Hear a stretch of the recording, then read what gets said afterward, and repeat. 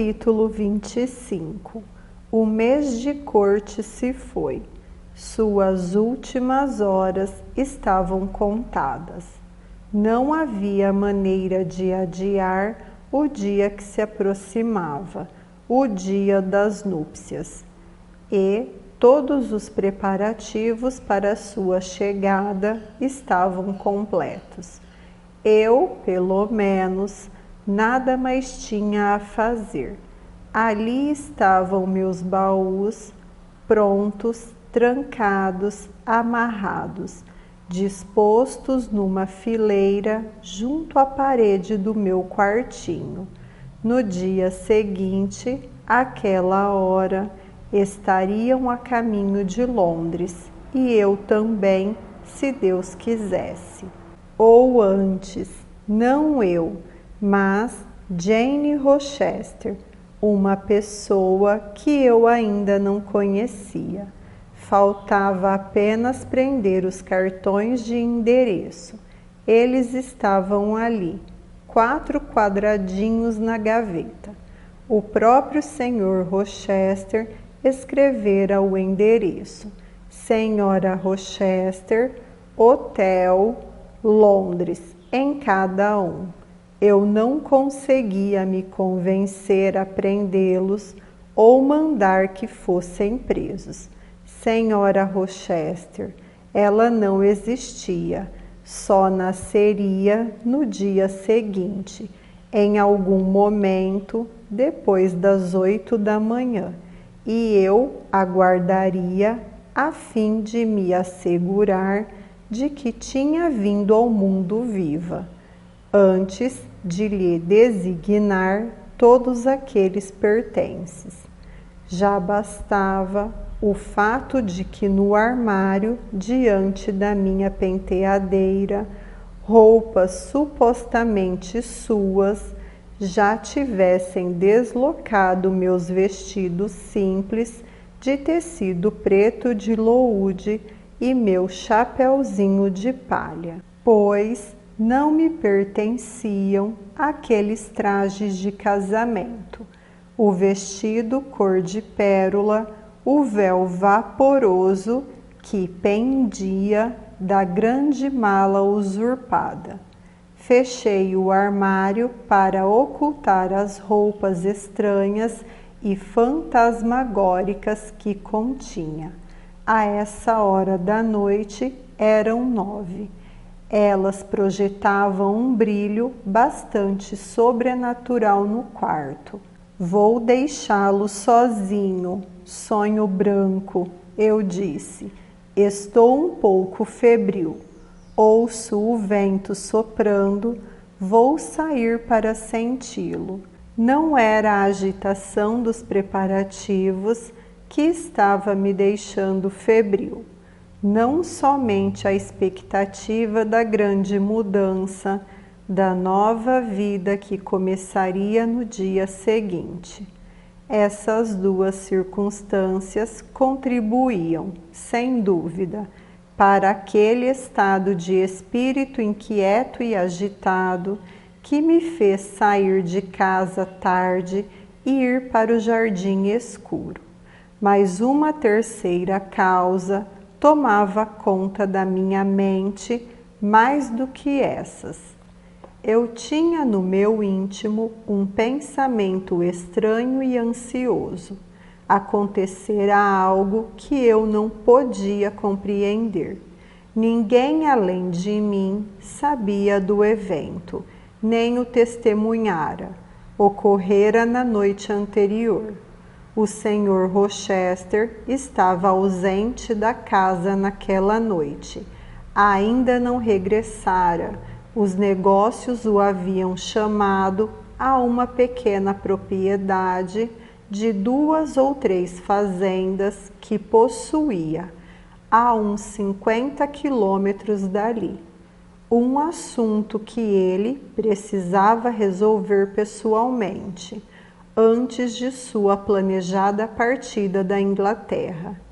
Eu aguardava agora sua volta, ansiosa em tranquilizar minha mente, e para buscar junto a ele a solução do enigma que me deixava perplexa. Fiquei até sua chegada, leitor. Há de fazer parte dessa confidência quando eu revelar a ele o meu segredo. Fui até o pomar, impelida a buscar abrigo devido ao vento, que soprava forte do sul o dia inteiro, sem, contudo, trazer uma gota de chuva. Em vez de diminuir conforme a noite se aproximava, pareceu aumentar seu vigor e seu rugido. As árvores eram sopradas o tempo todo numa direção, sem se endireitar, e mal podendo trazer de volta seus galhos por um instante. Tão contínua era a força que curvava suas copas para o norte. As nuvens corriam de um lado a outro no céu, seguindo depressa, massa sobre massa. Não havia um lampejo de céu azul visível naquele dia de julho. Não foi sem certo prazer selvagem que corri diante do vento, entregando minhas preocupações à desmedida torrente de ar que trovejava pelo espaço. Caminhando pela vereda de loureiros, cheguei às ruínas do castanheiro. Ele ainda estava de pé, negro e fendido, o tronco rachado ao meio se abria de modo pavoroso. As metades não estavam separadas, pois a base firme e as raízes fortes as mantinham unidas na parte inferior. Embora já não compartilhassem mais a vitalidade, a seiva já não podia correr, os grandes galhos dos dois lados estavam mortos, e as tempestades do próximo inverno certamente derrubariam um ou ambos.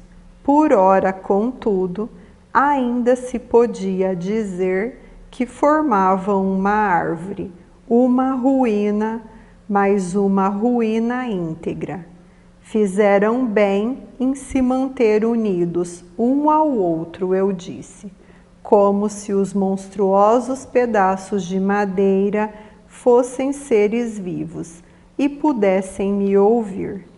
Acho, mesmo com esse seu aspecto ferido e queimado, que ainda deve haver em vocês uma vaga percepção de vida, brotando dessa adesão das raízes fiéis e honestas. Vocês nunca mais terão folhas verdes, nunca mais verão pássaros fazendo ninhos e cantando idílios em seus galhos. O tempo do prazer e do amor terminou para vocês, mas não estão desolados. Cada um tem um companheiro com quem se solidarizar em sua decadência. Quando ergui os olhos para eles, a lua apareceu momentaneamente naquela parte do céu que preenchia sua fissura. O disco estava sanguíneo e parcialmente encoberto. Parecia lançar sobre mim um olhar perplexo e lúgubre, e logo se enterrou outra vez nas nuvens profundas. O vento amainou por um segundo ao redor de Thornefield, mas sobre o bosque e o rio distantes derramava um lamento selvagem e melancólico. Era algo triste de se escutar, e me fui mais uma vez. Fiquei andando aqui e ali no pomar, juntei as maçãs caídas em profusão na grama ao redor das raízes da árvore. Depois me ocupei separando as maduras das verdes. Levei-as para casa e guardei na despensa. Então me dirigi à biblioteca a fim de verificar se a lareira estava acesa, pois, embora fosse verão, sabia que numa noite funesta como aquela, o Sr. Rochester gostaria de encontrar uma lareira convidativa quando chegasse. Sim, fazia algum tempo que o fogo fora aceso e queimava bem. Coloquei sua poltrona junto ao canto da chaminé e arrastei a mesa para perto. Fechei as cortinas e mandei trazer as velas prontas para serem acesas. Mais quieta do que nunca, assim que completei essas tarefas, não conseguia ficar sentada, nem sequer permanecer dentro da casa. Um reloginho na biblioteca e o velho relógio no vestíbulo soaram simultaneamente 10 horas. Que tarde está ficando, eu disse. Vou correr até o portão. Às vezes, a luar, posso enxergar bem a estrada. Ele talvez esteja chegando agora. E ir encontrá-lo vai me poupar alguns minutos de suspense. O vento rugia alto nas grandes árvores que ladeavam o portão, mas a estrada, até onde eu podia ver, para um lado e para o outro, estava quieta e solitária, à exceção das sombras das nuvens atravessando-a em intervalos quando a lua se mostrava. Era uma linha comprida e pálida que nenhum ponto em movimento perturbava. Uma lágrima infantil embaçou minha vista enquanto eu olhava. Uma lágrima de desapontamento e impaciência. Envergonhada, enxuguei-a. Continuei ali. A lua se fechou por completo em sua câmara e puxou as cortinas de densas nuvens. A noite escura e a chuva começou a cair em meio ao vendaval. Queria que ele chegasse, exclamei, presa de uma hipocondríaca premonição. Eu esperara sua chegada para antes do chá. Já estava escuro. O que o estaria detendo? Teria ocorrido algum acidente? Pensei mais uma vez no evento da véspera. Interpretei-o como um sinal de perigo. Temia que minhas esperanças fossem grandes demais para se tornarem realidade, e eu desfrutara de tanta felicidade ultimamente que imaginava que minha sorte havia passado de seu meridiano e agora devia declinar. Bem, não posso voltar para casa, pensei, nem posso me sentar junto à lareira enquanto ele está fora. Com esse mau tempo, melhor descansar o corpo do que torturar o coração. Vou sair pela estrada e encontrá-lo no caminho. Assim fiz. Caminhei depressa, mas não fui longe. Antes de ter andado meio quilômetro, ouvi cascos de cavalo. Um cavaleiro se aproximava a todo galope. Um cachorro correndo ao seu lado, o fim dos meus pressentimentos. Era ele. Ali estava, montado em Mesrour, seguido por Pyle. Ele me viu, pois a lua abrira um campo azul no céu, e nele passeava com um brilho aquoso. Ele tirou o chapéu e o agitou sobre a cabeça. Corri então ao seu encontro. Pronto, ele exclamou, enquanto estendia a mão e se curvava sobre a sela. Você não pode viver sem mim, isso está claro. Pise na ponta da minha bota e me dê as duas mãos. Monte. Obedeci. A alegria me deixava ágil. Saltei diante dele, como boas-vindas, recebi um beijo caloroso e uma exibição de triunfo que engoli como pude. Ele conteve sua exultação para perguntar: mas há algum problema, Janet, para você ter vindo me encontrar a uma hora dessas?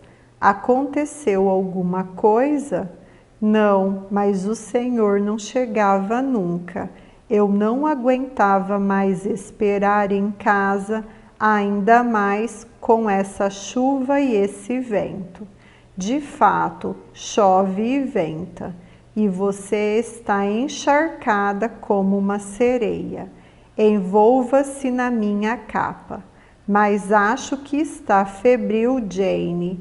Tanto o seu rosto como a sua mão estão queimando. Volto a perguntar: há algo de errado? Agora nada. Não estou com medo nem infeliz. Mas então esteve? Bastante. Mas lhe contarei aos poucos, Senhor, e ouso dizer que só vai rir do meu sofrimento.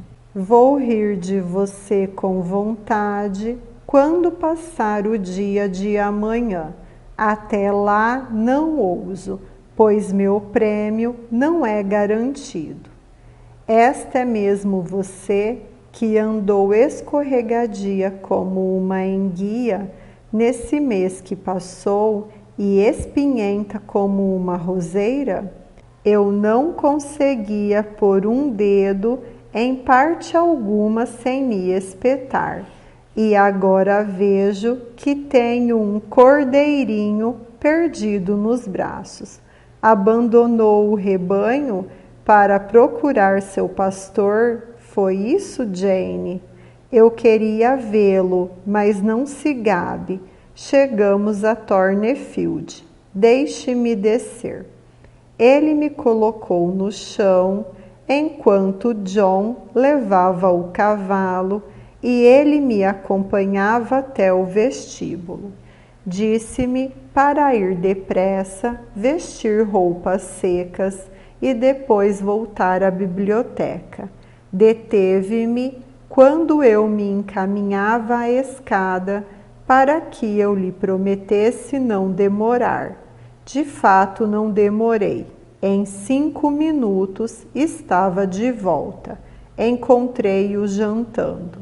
Sente-se e me faça companhia, Jane. Conceda-me essa bondade. É a última refeição que há de fazer em Thornefield por um bom tempo.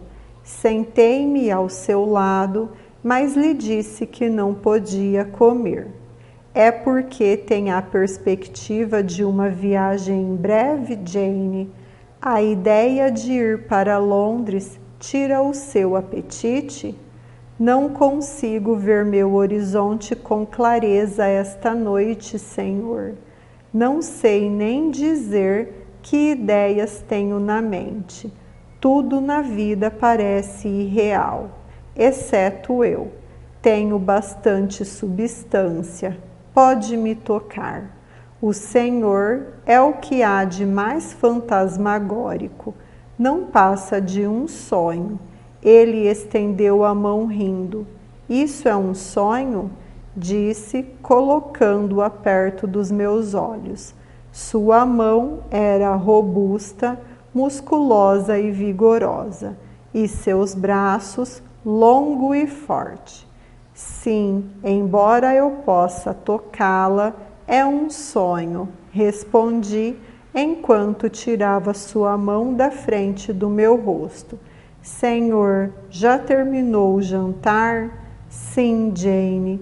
Toquei a sineta e dei ordens para que recolhessem a bandeja. Quando estávamos outra vez sozinhos, aticei o fogo e me sentei num banco baixo junto aos joelhos do meu Senhor. Já é quase meia-noite, eu disse.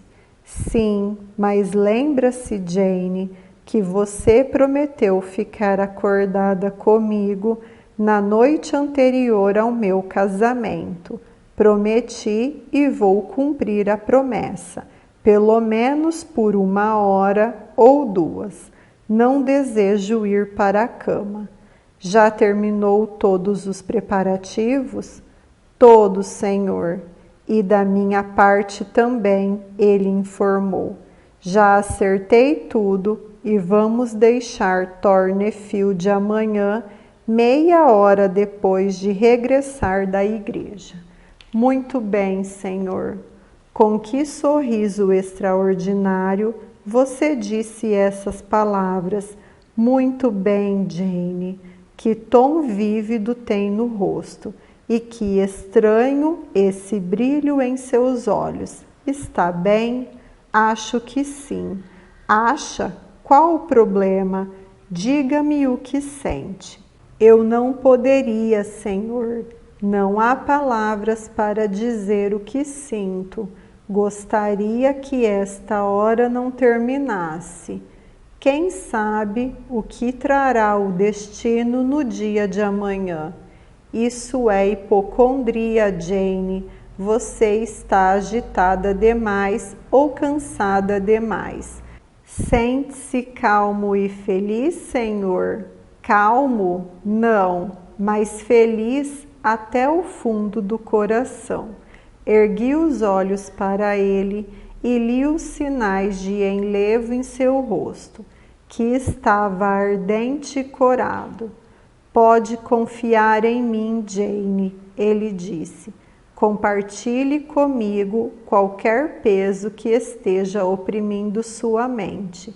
De que você tem medo? De que eu não venha a ser um bom marido? É a ideia mais distante dos meus pensamentos.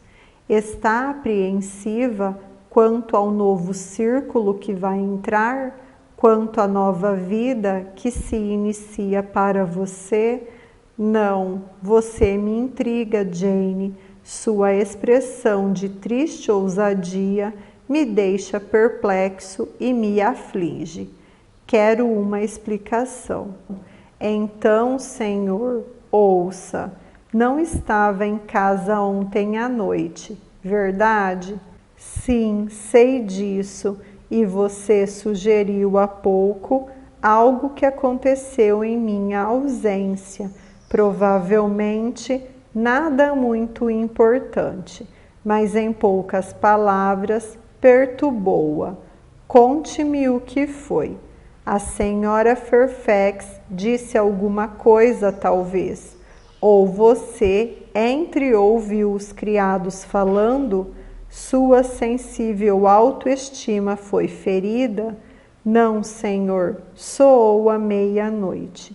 Esperei até que o reloginho tivesse terminado seu badalar metálico e o grande relógio de pé, o seu dobrar rouco e vibrante, e então prossegui. Estive muito ocupada o dia todo ontem e muito feliz com minhas intermináveis tarefas, pois não estou, como o Senhor parece pensar, perturbada por temores sob o novo círculo, etc.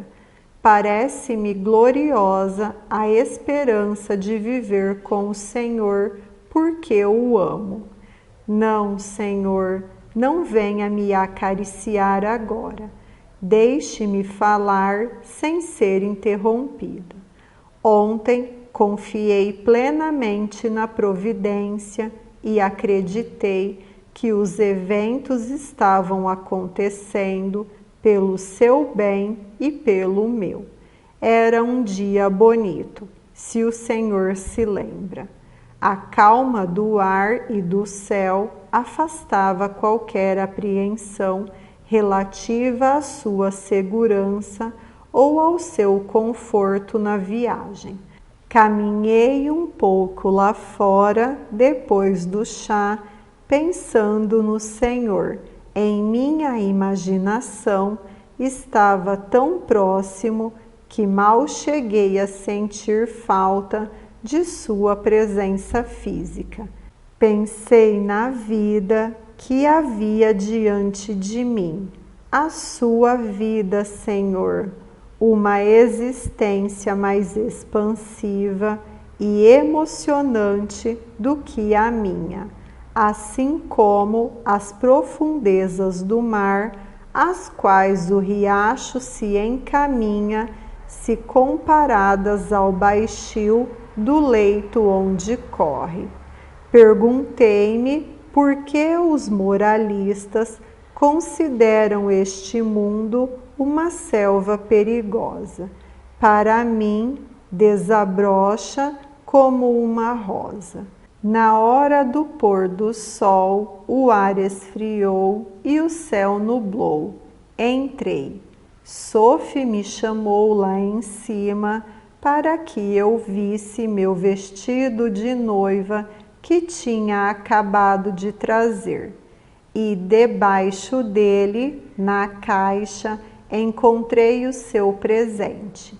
O véu que, em sua extravagância principesca, o Senhor mandou trazer de Londres, decidido, creio, já que eu não quis as joias, e me fazer aceitar algo igualmente caro. Sorri ao desdobrá-lo e imaginei como implicaria com o Senhor por seu gosto aristocrático e seus esforços para mascarar sua noiva plebeia com os atributos de alguém de sua classe. Pensei em levar até o Senhor o quadrado de renda sem bordados que eu mesma preparara para cobrir minha cabeça de origem humilde e perguntar se não era bom o suficiente para uma mulher que não podia trazer ao marido fortuna, beleza ou conexões. Vi com clareza qual seria a sua expressão e ouvi suas impetuosas respostas republicanas, sua altiva negação de qualquer necessidade de sua parte em aumentar sua fortuna ou elevar sua posição social, casando-se com uma bolsa ou com um diadema. Como você me lê bem, sua bruxa, interrompeu o Sr. Rochester. Mas o que encontrou no véu, além do bordado? Encontrou veneno ou uma adaga para que pareça tão triste agora? Não, não, Senhor. Além da delicadeza e da riqueza do tecido, não encontrei nada, exceto o orgulho de Fairfax Rochester. E isso não me assustou, porque já estou acostumada a ver o demônio. Mas, conforme escurecia, Senhor, o vento aumentou. Ontem à noite não soprava como sopra agora, selvagem e forte, mas com um gemido sombrio, muito mais sobrenatural. Queria que o Senhor estivesse em casa. Vim para a biblioteca e a visão de sua poltrona vazia e a lareira apagada me deu calafrios.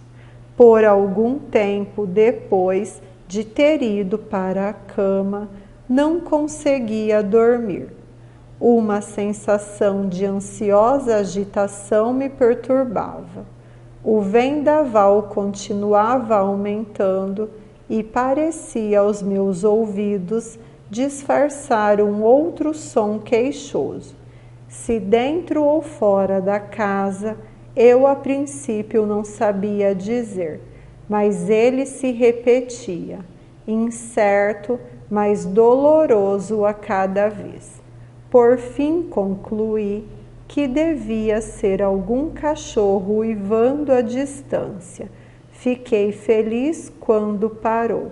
Ao adormecer, perseguiu-me nos sonhos a ideia de uma noite escura e com muito vento. Também persistiu o desejo de estar com o Senhor e experimentei a mais estranha e pesarosa consciência de alguma barreira nos separando. Na primeira parte do sono, eu seguia as curvas de uma estrada desconhecida. Uma escuridão completa me rodeava e a chuva caía sem piedade sobre mim. Eu estava carregando uma criancinha, uma criatura muito miúda, pequena e fraca demais para andar, e que tremia em meus braços frios e chorava tristemente em meus ouvidos.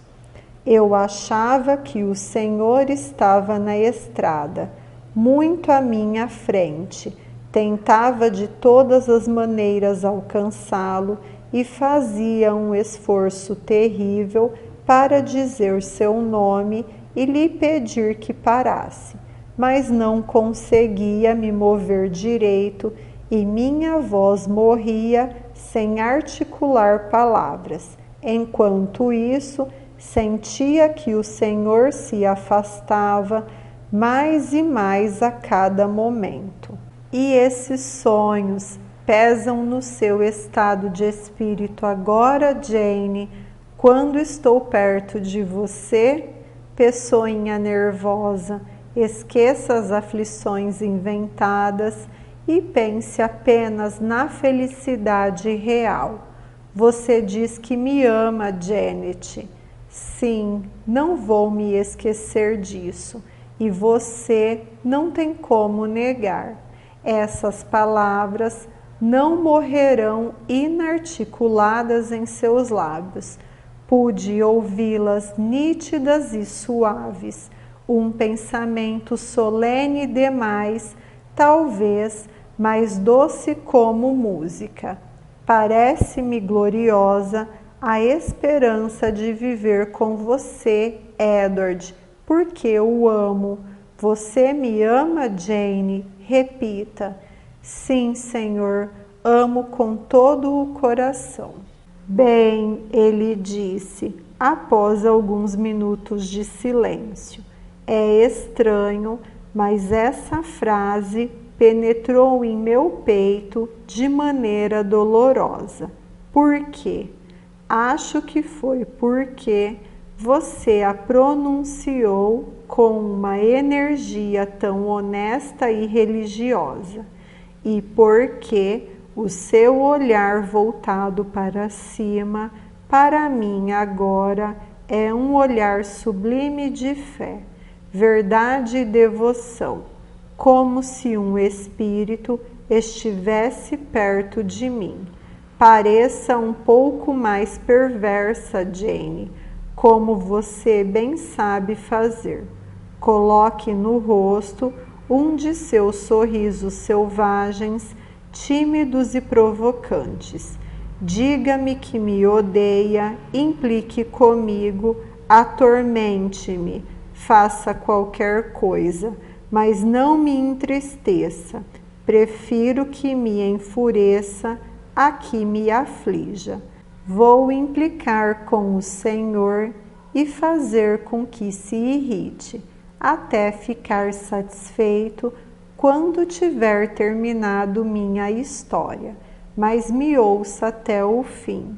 Pensei que você já tinha me contado tudo, Jane.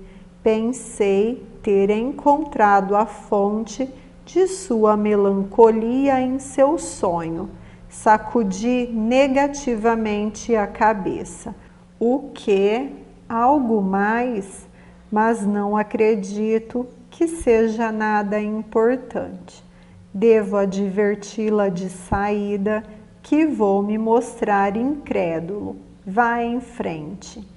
Sua inquietude e impaciência, algo apreensivo, me surpreenderam, mas continuei.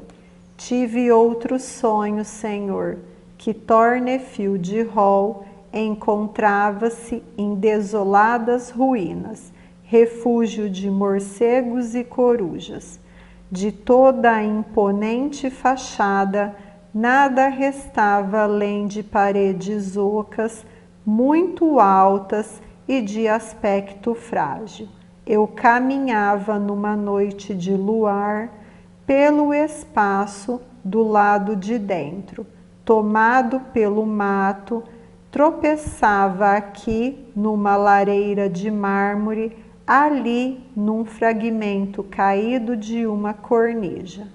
Embrulhada num xale, ainda carregava a criancinha desconhecida. Não podia colocá-la em parte alguma, por mais que meus braços estivessem cansados, por mais que seu peso dificultasse o meu avanço. Precisava segurá-la. Ouvi um cavalo galopando à distância na estrada. Tinha certeza de que era o Senhor, que partia por muitos anos e para um país distante. Subi na parede fina com uma pressa desvairada e perigosa. Ansiosa para vê-lo lá do alto, as pedras rolavam sob os meus pés. Os galhos de era que me segurava cediam. A criança se agarrava aterrorizada ao meu pescoço e quase me estrangulava. Por fim, cheguei ao alto. Pude vê-lo, um pontinho numa estrada branca, diminuindo a cada momento. O vento soprava tão forte que eu não conseguia ficar de pé. Sentei-me no peitoril estreito, acalmei a criança assustada no meu colo. O Senhor virou uma curva da estrada e eu me inclinei para vê-lo uma última vez. A parede desmoronou, estremeci, a criança rolou do meu joelho. Eu perdi o equilíbrio, caí e acordei. Bem, Jane, basta. Basta para o prefácio, Senhor. A história ainda está por vir. Quando acordei, um brilho ofuscava os meus olhos. Pensei, amanheceu. Mas estava enganada. Era apenas a luz de uma vela. Sophie, imaginei, tinha entrado. Havia uma luz acesa na penteadeira e a porta do armário onde eu pendurara o vestido de noiva e o véu antes de ir para a cama estava aberta. Ouvi um barulho ali. Perguntei, Sophie, o que você está fazendo? Ninguém respondeu, mas um vulto emergiu do armário, pegou a vela, segurou no alto e examinou as roupas penduradas na mala. Sophie, Sophie, exclamei mais uma vez. O vulto continuava em silêncio. Eu me sentara na cama e me curvei para a frente. Primeiro a surpresa e depois a perplexidade se apoderaram de mim. E então meu sangue gelou nas veias. Senhor Rochester, não era Sophie, não era Lia, não era a senhora Fairfax, não era, não tinha certeza disso, e ainda tenho, não era nem mesmo aquela mulher estranha, Grace Poole. Deve ter sido uma delas, interrompeu meu senhor. Não, senhor, posso jurar solenemente que não.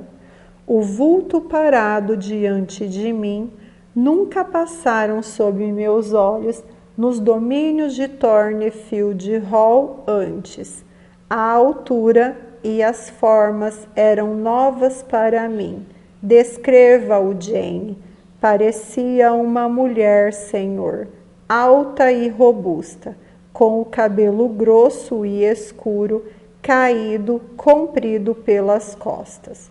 Não sei que vestido usava, era branco e reto, mas se era uma camisola, um lençol ou uma mortalha, eu não saberia dizer. Conseguiu vê-la? No início, não. Mas logo ela tirou o véu do lugar, segurou-o no alto, olhou para ele por muito tempo, então jogou-o sobre a própria cabeça, virando-se para o espelho. Naquele momento, vi o reflexo do rosto e dos traços de maneira bastante distinta no espelho escuro e oblongo.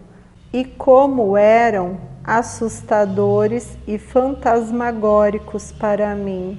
Ah, Senhor, nunca vi um rosto como aquele. Era um rosto descorado, um rosto selvagem. Gostaria de poder esquecer o modo como revirou os olhos vermelhos e o exagero sombrio e terrível das feições. Fantasmas em geral são pálidos, Jane. Esse era roxo, senhor. Os lábios eram inchados e escuros, a testa sulcada, as sobrancelhas pretas e grossas encimavam 2 olhos sanguíneos. Quer que lhe diga em que me fez pensar? Pode dizer. No terrível espectro alemão, o vampiro. Ah, e o que ela fez? Senhor, ela tirou o véu de sua cabeça descarnada, rasgou-o em 2 e jogou ambas as partes no chão, pisoteando-as. E depois abriu a cortina da janela e olhou lá para fora. Talvez tenha visto a aurora se aproximando, pois pegando a vela recuou até a porta. Ao lado da minha cama parou. Os olhos inflamados me fitaram, penetrantes. Ela aproximou a vela do meu rosto e a apagou sob meus olhos. Eu tinha consciência daquele rosto tétrico acima do meu, e perdi os sentidos. Pela segunda vez na vida, somente a segunda, o terror me deixou insensível. Quem estava com você quando voltou a si? Ninguém, Senhor, além do dia claro. Levantei-me, lavei a cabeça e o rosto com água, bebi um longo gole. Senti que, embora enfraquecida, não estava doente e decidi que não haveria de compartilhar com ninguém além do Senhor aquela visão. Agora me diga, Senhor, quem e o que era aquela mulher? A criação de um cérebro excessivamente estimulado, com certeza. Tenho que cuidar bem de você, meu tesouro. Nervos, como são, não foram feitos para um tratamento insensível. Senhor, não pode acreditar. O problema não estava nos meus nervos. A coisa era real, o evento aconteceu de fato. E os seus sonhos anteriores foram também reais?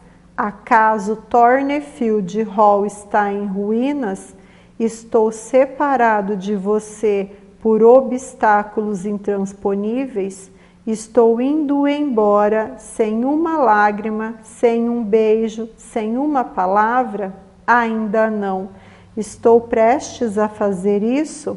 Ora, já começou o dia que há de nos unir de maneira indissolúvel. E quando estivermos unidos, não haverá recorrência desses terrores mentais, isso posso lhe garantir.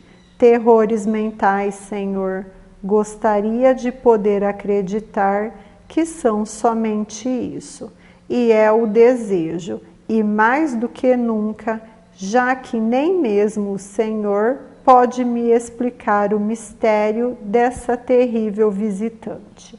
Já que não posso, Jane, deve ter sido irreal, mas, Senhor, quando eu disse isso a mim mesma, ao me levantar hoje de manhã e quando olhei ao redor do quarto para reunir coragem e encontrar consolo no aspecto alegre de cada objeto familiar à luz do dia, ali no tapete, vi o que desmentia a minha hipótese, o véu rasgado de cima a baixo em duas metades. Senti o Sr. Rochester se sobressaltar e estremecer. Envolveu-me prontamente nos braços. Graças a Deus, ele exclamou, se algum ser maligno se aproximou de você ontem à noite, somente o véu sofreu. Há de pensar no que poderia ter acontecido. Sua respiração estava acelerada e ele me apertava tanto de encontro a si que o ar quase me faltava. Após um silêncio de alguns minutos, ele prosseguiu animado.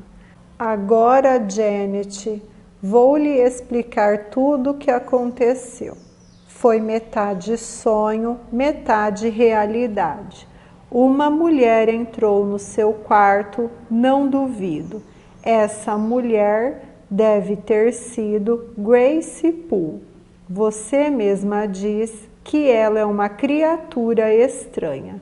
Contudo, o que sabe, tem razão para pensar assim. O que ela fez comigo, o que fez com Mason. No estado entre o sono e a vigília, você percebeu sua entrada e suas ações. Mas febril e quase delirante como estava, conferiu-lhe uma aparência demoníaca diferente da real. O longo cabelo desgrenhado, o rosto escuro e inchado e a estatura exagerada eram invenções da imaginação, resultado de um pesadelo. O gesto malévolo de rasgar o véu foi real e é típico dela.